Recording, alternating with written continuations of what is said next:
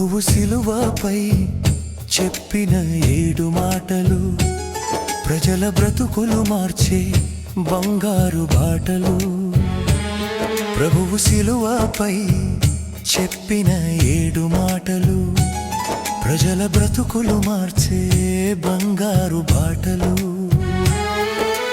తండ్రి వీరు ఏమి చేయుచున్నారో వీరు ఎరుగరు గనుక వీరిని క్షమించుము అని యేసు మొదటి మాటగా క్షమాపణ మాటగా సిలువలో పలికెను. నేడు నీవు నాతో కూడా పరదైసులో ఉండేదవు అని నేను నీతో నిశ్చయముగా చెప్పుచున్నాను అని సిలువలో యేసయ్యా రక్షణ వాగ్దానం మాట రెండవ మాటగా పలికెను. ప్రభువు శిలువపై చెప్పిన 7 మాటలు ప్రజల బ్రతుకులు మార్చే బంగారు బాటలు.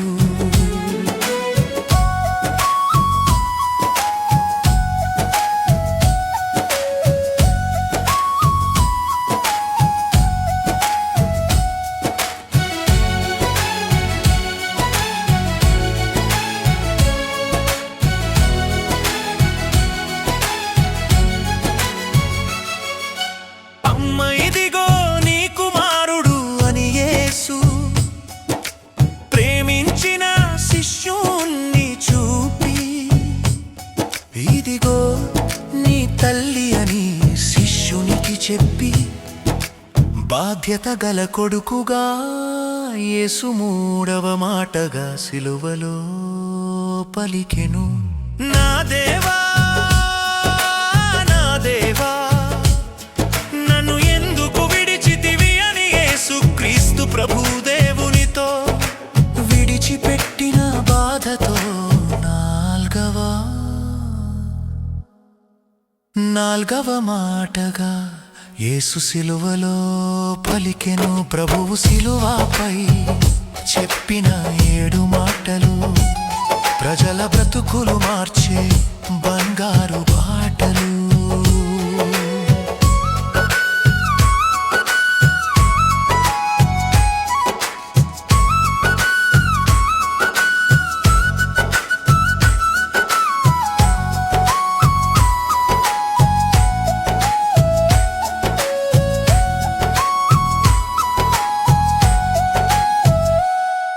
శరీరంలోని రక్తమంతా కారిన తరువాత నాకు దాహంగా ఉన్నది అని యేసుక్రీస్తు ప్రభువు 5వ మాటగా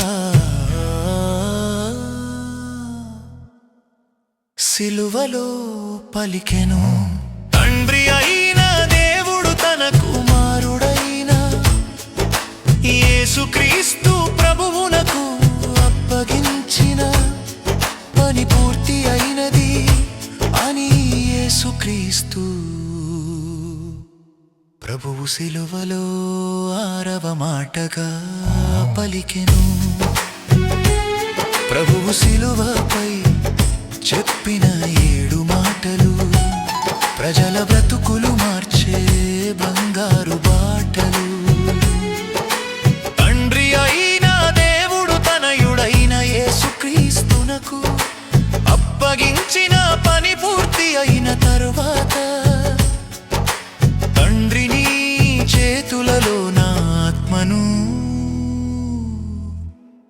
అప్పగించుచున్నాను అని యేసుక్రీస్తు ప్రభు 7వ మాటగా పలికెను.